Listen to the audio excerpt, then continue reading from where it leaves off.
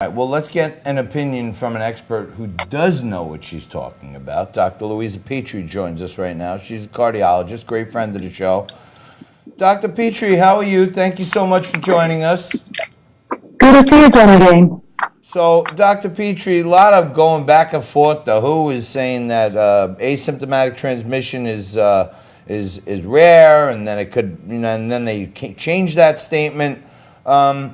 What's the real deal with asymptomatic people, and who are the biggest spreaders? A very good question to cover. It's the right time. WHO was definitely wrong saying that asymptomatic patients do not spread the disease. However, they did have the meaning to go to those research studies that were done on contact tracing in certain countries, but they looked backward. They look in the hindsight, and what they noticed that those people who never developed any kind of symptoms never didn't really spread the disease. So that's what they really meant. But when they came out in public with such a statement, it became very misleading for a lot of lay people because they misunderstood and they thought, I have no symptoms, it's safe to go out, but that's not really what was meant. And if I go back to your question, let's understand what symptomatic and asymptomatic means, right?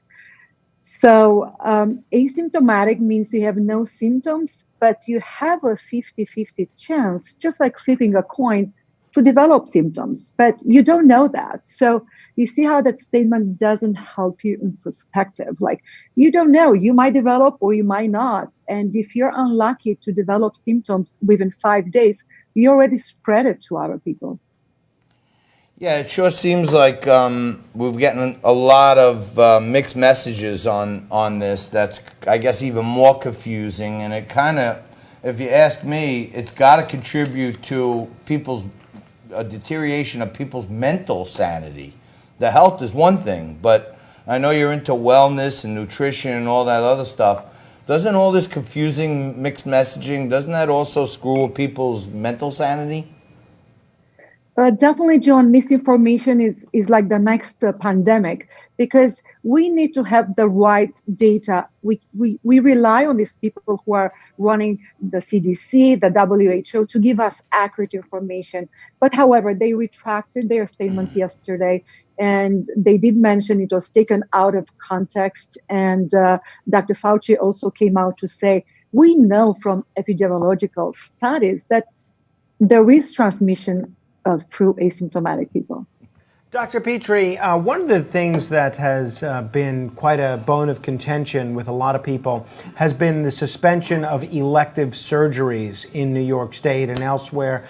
Now I understand the governor has lifted that suspension on elective surgeries, but I'm curious, what does this mean long-term, people that might be delaying going for elective surgeries or elective treatment, or what we've seen in many cases, actually parents putting off vaccinating their children because they didn't want to risk exposing them to the coronavirus. Do you think that this 3-month lockdown could present some long-term healthcare challenges for the whole country, but especially New York State? Very good question, and I'm lining up with you there. However, we had a major crisis in New York at that point in time, a month, 2 months ago. We needed a hospital beds. Elective surgery, by definition, means something that can wait for a short period of time. That means it's not really emergency surgery.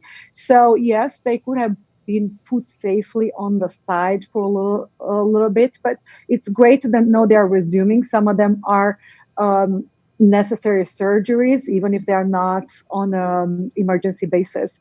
But answering back to vaccines, we are really behind with the healthcare. A lot of elderly people skip their doctor appointments, and we're going to see down the road these consequences piling up when it comes to health concern.